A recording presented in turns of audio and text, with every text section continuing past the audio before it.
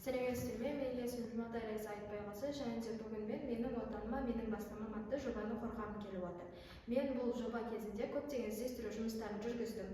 Іздестіру жұмыстарының нәтижесінде менде әртүрлі ойлар мен әртүрлі сұрақтар туындады.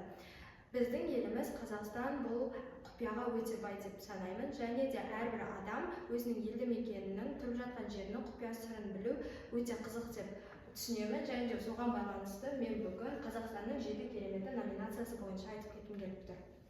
Қазақстанның 7 кереметі: таңбалы тас суреттері, Бесшатыр қорымы, Әулиетау, Бекбай ата, Бәйтерек монументі, Бурабай, Жошы хан кесенесі.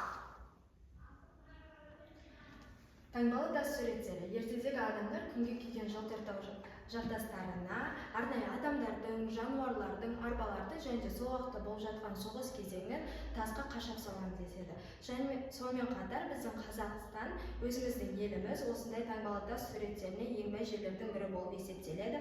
Ертедегі адамдардың өмірін, салт-дәстүрлерін, діни наным-сенімдерін осы қашалған тастарға, қашалған суреттерге қарай білуімізге де болады.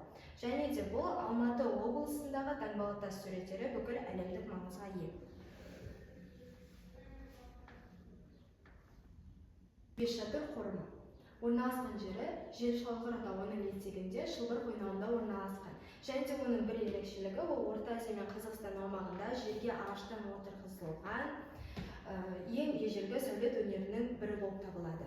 Және де оның құрылымын айтып кететін болса, ол үлкен, орташа және де кіші болып, 3 обаға және де 31 обадан тұратын болып бөлініп келеді. Және де олардың ішіндегі ең үлкенін үлкен Бесшатыр обасы деп атайды. Оның негізгі диаметрі 104 метр, ал биіктігі 17 метрден тұрады.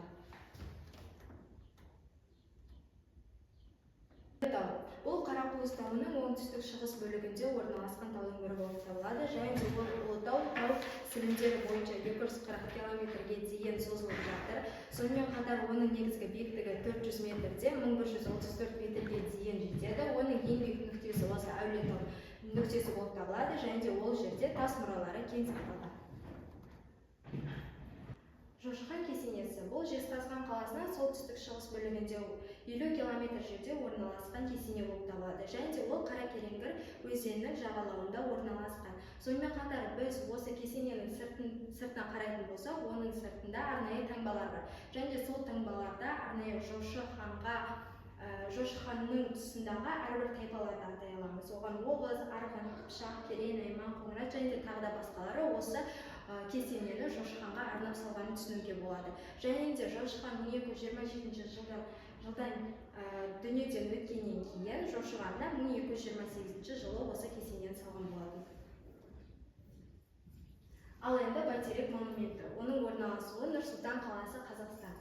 Биіктігі антеннаның төбесі 105 метр болып табылады, ал шатыры 97 метр болып табылады. Сәулетшісі Ақмырза Исаұлы Рүстембеков, ал инженер-құрылысшысы Бахштин.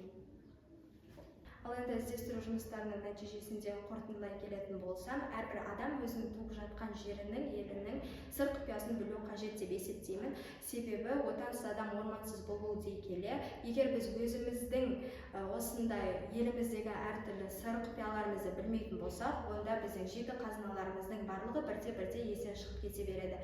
Табиғатымыз, әсем тауларымыз, сонымен қатар ғажайып заттарымыздың барлығын біз кең түрде біліп, және де оның барлығын бірте-бірте насихаттауымыз керек. Назарларыңызға рахмет.